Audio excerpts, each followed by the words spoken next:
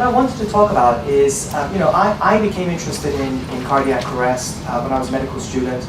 And the reason I got interested in it, and this is an important story, is that I came across somebody that I got to know on a personal level very well. It wasn't someone I knew before, but a patient that I met who unfortunately and unexpectedly suffered a cardiac arrest 30 minutes after I'd spoken to them.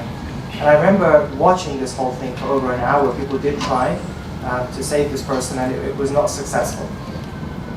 And I remember thinking in that room, it was clear that at some point he had flatlined, at some point he had clearly died, even though people were trying. And I remember thinking to myself at that time, what happened to him?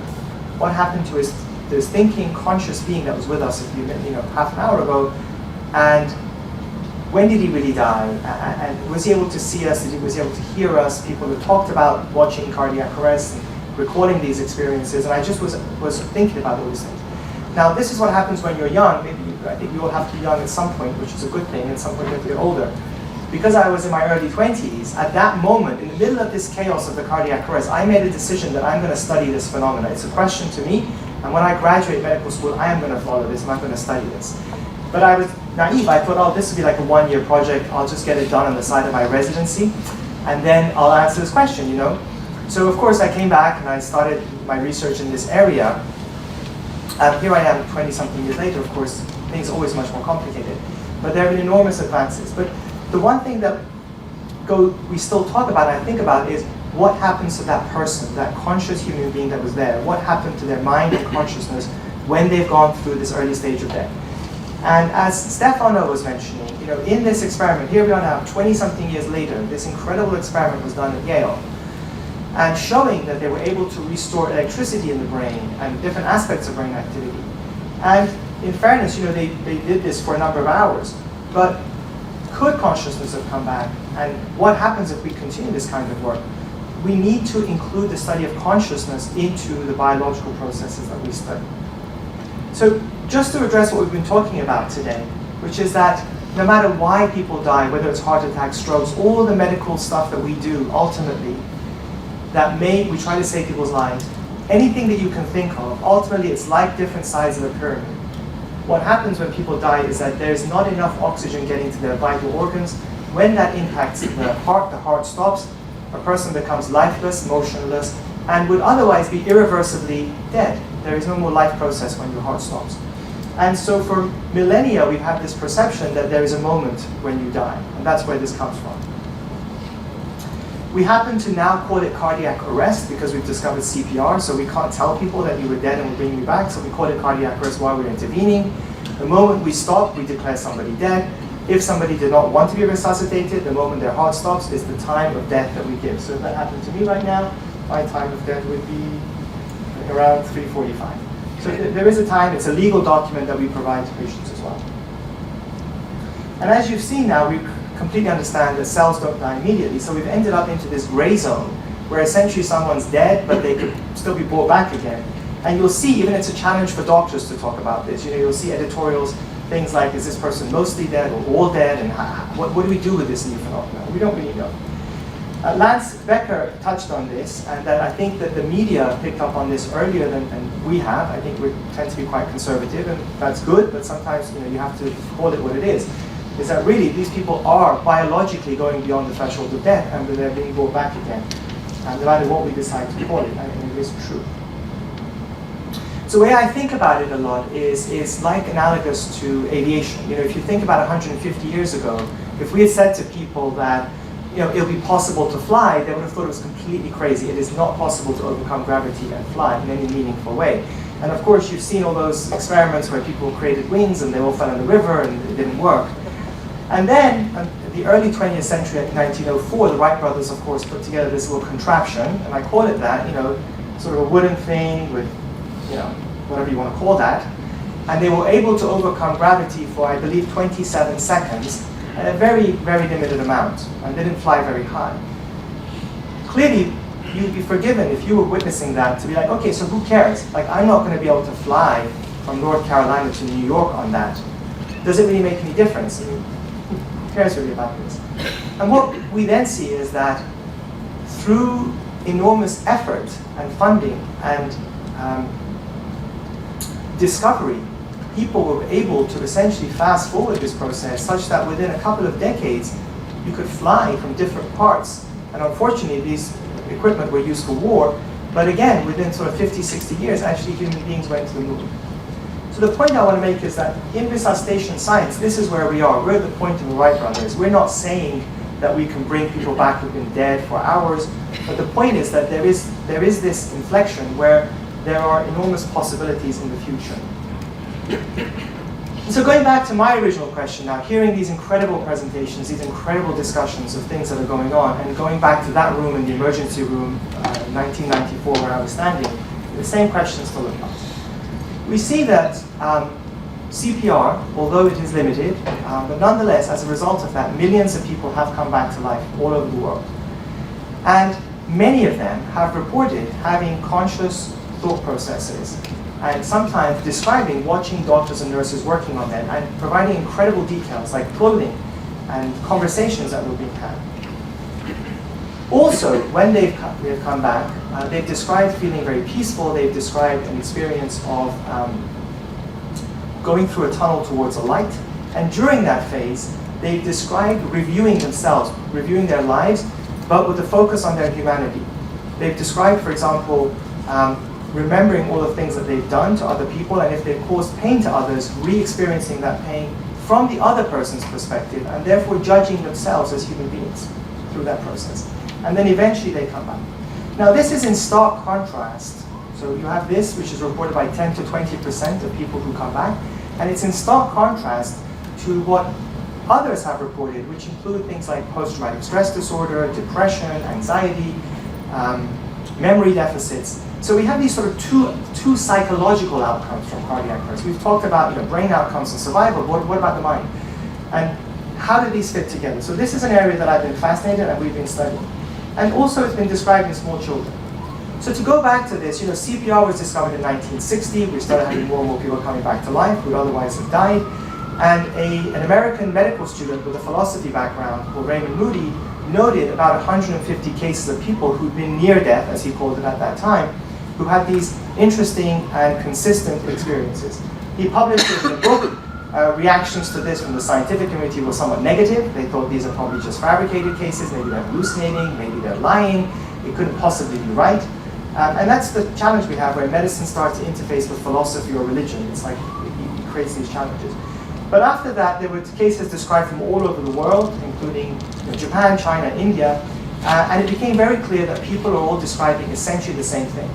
They might interpret it based upon their own background. So if somebody happens to be in India and happens to be of a Hindu background, and they see a light and they describe seeing a being that is full of love and compassion in that light, they may say that I saw one of the Hindu deities, maybe Krishna, I'm not too familiar.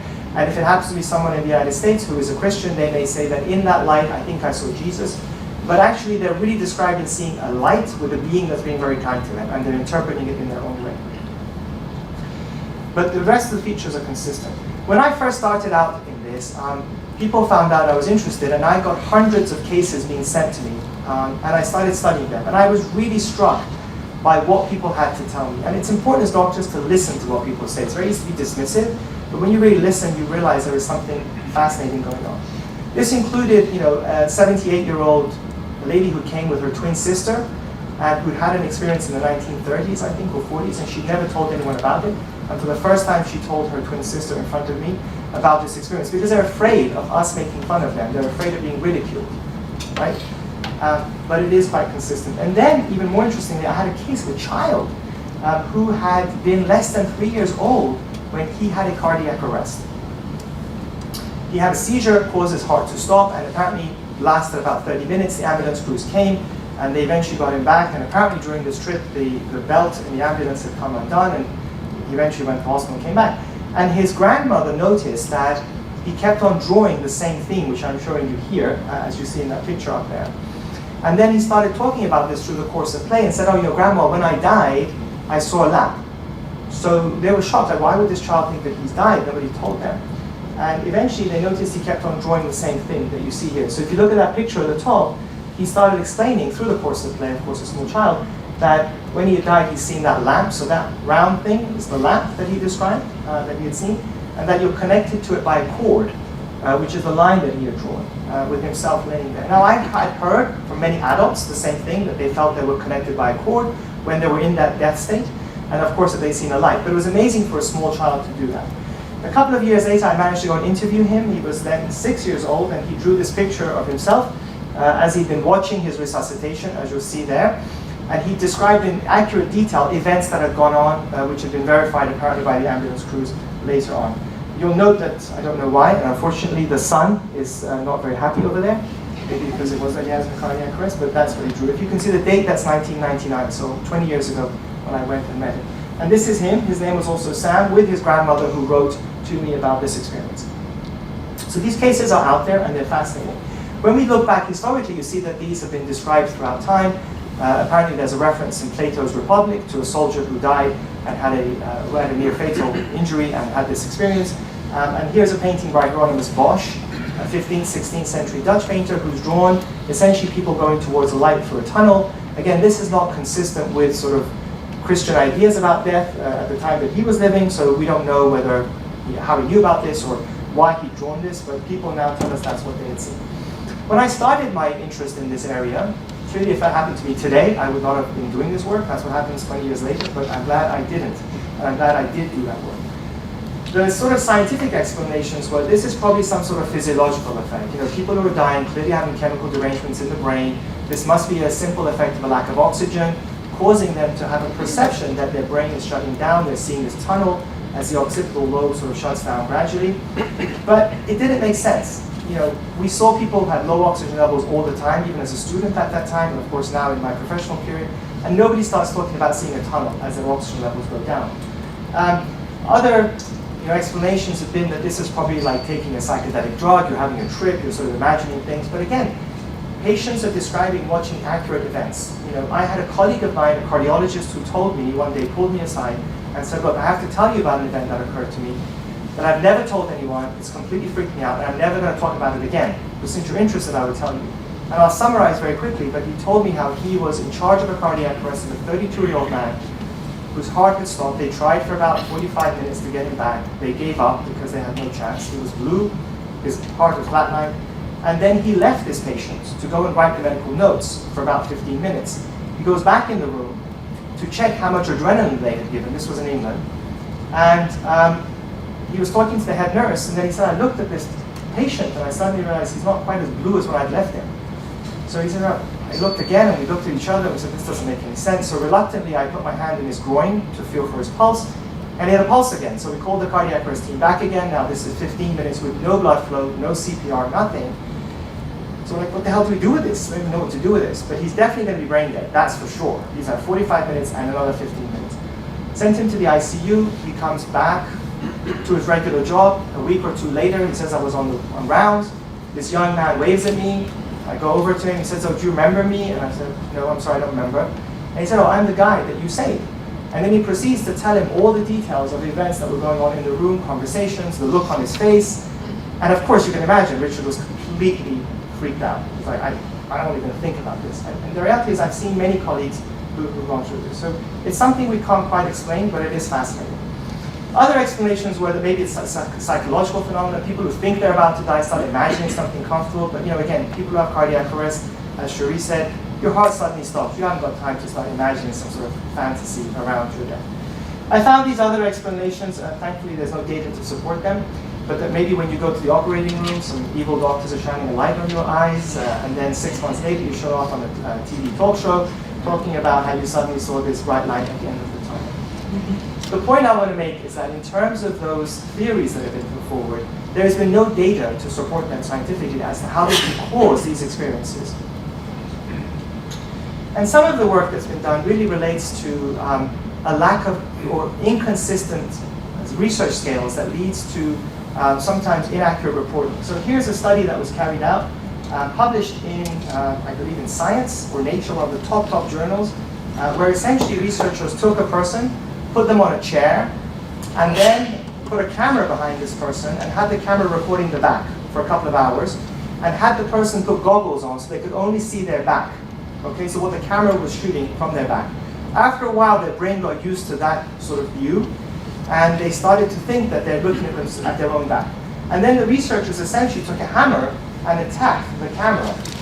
And what happened, the person startled, right? And they said, oh, here, we've reproduced the so-called out-of-body experience because this person thought that they weren't in their own body at the time. It's completely different to what Richard Mansfield is talking about or others have told us about. And I think that the other point here is that, you know, it might be that there are experiences that seem to have some similarities, but really the devil is in the detail. When you study what people have to say, it is really quite different.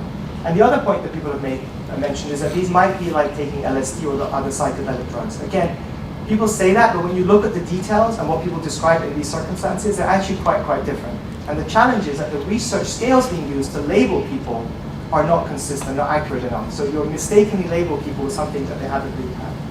But the key point I want to address here is, and this is an important factor, is that everything that we experience, of course, is modulated through some process in the brain. You know, let's take love as an example. Everyone here has experienced love, and you can study the transmitters in the brain, dopamine, oxytocin, prolactin, and many others. But identifying the neural intermediary of any experience doesn't tell us whether the experiences are real or not. We actually determine reality simply based on society and social norms. So if everyone here had had a cardiac arrest, survived, and had an experience like that, we would all be like, of course it happened, of course it's real, we've all had it. Because we've all had love, we think it's real. Because this doesn't happen to us and people don't talk about it as much, sometimes we accept it, sometimes we don't. But the reality simply is that we cannot determine the reality of anyone's inner experience through any neurological marker that we may find. But there is an effect of having this cardiac arrest, having these experiences. People come back if they've reviewed their lives, if they've experienced this being of light, they come back and they're transformed very positively. They become much less afraid of death, they become much more altruistic, they have a deeper meaning and purpose to life, they engage more with society, they more engage with their family, they take a deeper value to essentially what is humanity, taking care of other people and being less self-centered. So it's amazing what it does to them long term. And this was shown by a study also by Pim van Lommel, a Dutch cardiologist, published in The Lancet in 2001, where he followed people for 8 years who had a cardiac arrest, who had an experience, and those who did not have an experience. And he showed that those who did have an experience had a much stronger transformative change compared to those who did not have any of these experiences. One of the key questions that had been coming up since we started this sort of work was, well, actually, when is the experience really happening? Is it happening maybe before the heart stops, right, where the brain is still working? Or is it happening in the period where the heart is not beating and the brain is not supposed to be functioning? Or is it happening after the brain has recovered and people think it happened when they were in a true cardiac arrest? After many years of trying and doing preliminary work and getting funding, we put together the largest study ever of cardiac arrest patients, looking at their experiences, their mind and consciousness, the so-called AWARE study, Awareness During Resuscitation. It was carried out across 15 major medical centers with over 30 or 33 investigators in total. And we tried to understand this. We looked at 2,060 cardiac arrest patients, and we tried to put images or sounds in the room, we thought, that we were trying to see when this experience was occurring. We also wanted to find out really if people are conscious. Could they really be conscious? Because again, from my perspective, this should not be happening. According to our models, there should be no consciousness at that time. Unfortunately, as you see here, the reality of cardiac arrest is a lot of work to be done. That 85% of these people did not survive, so it's hard to interview them and to talk to them. Of those who did survive, many of them were not well enough to be interviewed. They had to be taken care of, and unfortunately, we could not do that. So just over 100 people were able to be interviewed. And what we found, I can't explain, but it was fascinating, and we checked, and it was consistent across all of our sites, that although 60% of people reported having had no sense of awareness of their cardiac arrest, that 40% of them actually did feel that they had maybe been aware, but they weren't able to recall information. They couldn't recall specific details. About 10% of them had these classical sort of near-death type experiences that were transformative and would have been changing them. And 2 people actually had a so-called out-of-body experience where they described in detail what was happening to them. But they happened in areas where we didn't have any pictures, but one of them was able to accurately recall conversations and events, and also the timing of the AED device, the device that gives defibrillation, because it had mentioned how many times to give shocks. And this was recorded in the medical notes and corresponded with about 3 to 5 minutes of the period after their cardiac arrest. So it raises this bigger question, which I think is affecting, Dr. Sestan's lab and others, is what happens to the mind when your heart stops? What happens when you've gone through that early stage of death, that gray zone that is still reversible? And how does it relate to brain activity? Because at best, this is a severely disordered brain, which normally shouldn't sustain that level of consciousness. And at worst, periods, it's not working at all. So we concluded that while it was not possible to absolutely prove the reality or meaning of patients' experiences and claims of awareness, due to the very low incidence of explicit recall and visual awareness, it was impossible also to disclaim them either. And more work is needed in this area. And what we concluded as a group of investigators is that clearly the recalled experience surrounding death now merits further genuine investigation without prejudice. And it really touches on a fundamental question, really, that, and I have to be honest, I come at this from a medical perspective, but a lot of people in the audience and otherwise are interested from a different perspective. Death doesn't just belong to doctors. It's been discussed forever. And one of the key groups that discuss it, of course, are philosophers. What happens to mind, what happens to consciousness, how do they work together? And no one's been able to explain it very well. And the issue here is the following. If you look at a person's brain, we're all conscious thinking beings sitting in this room right now. But if you look at a whole brain, it's impossible to find an area where consciousness comes from. In other words, there's no brain process that accounts for how your thoughts come to be. We know the intermediaries that modulate it, but there's no mechanism to account for how thoughts or conscious awareness, the subjective sense of self, comes to be. And if you break the brain down further into the different tracks, even single cells, there's no mechanism that's been put forward that could account for that. However, when you look at the literature, the opinions are all over the place. There are some people who say, well, we don't know what it is, but it has to arise from networks of brain cells, even though we don't have evidence for it. There are others who say that maybe you should think of consciousness, that entity that is us, as we do with other things, like in physics, like with mass or gravity, as something that cannot be reduced down to anything more simple.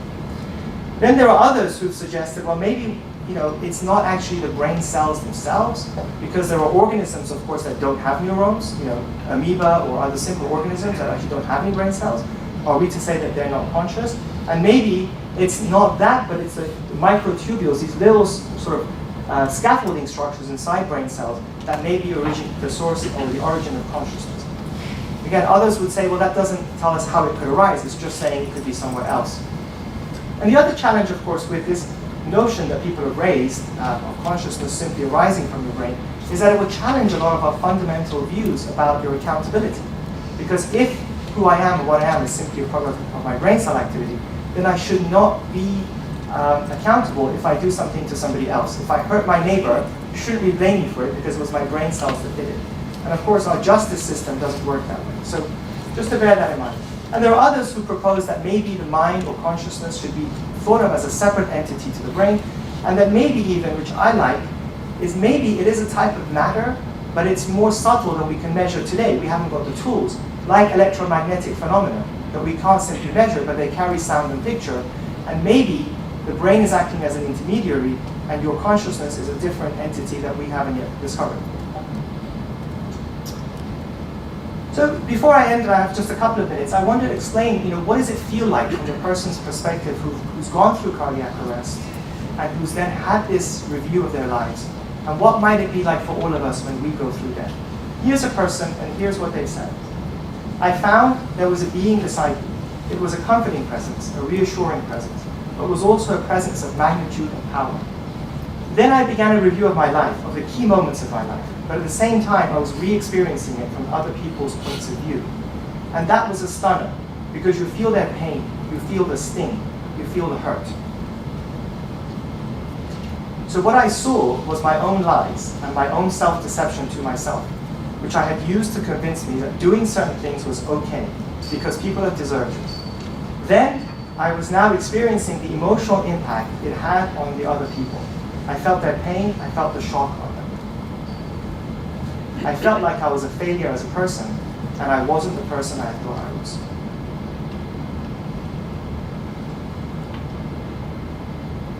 It was humiliating. I felt really dreadful, and it was completely humbling. The judgment came all from myself.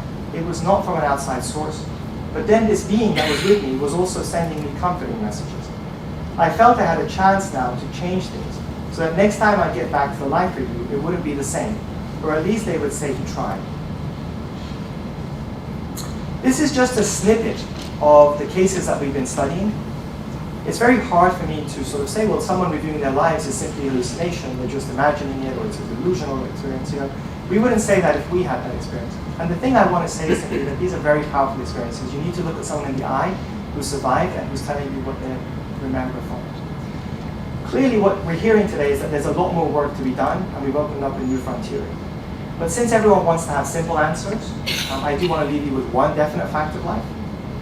And this is what you should definitely know. So if you happen to find yourself in this particular situation, here's the answer.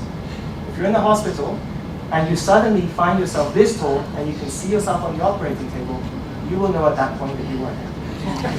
What happens after that, I cannot tell you. But let me just warn you what it's going to feel like, okay? So with that, I'm going to finish my talk, and I hope this has been helpful to you.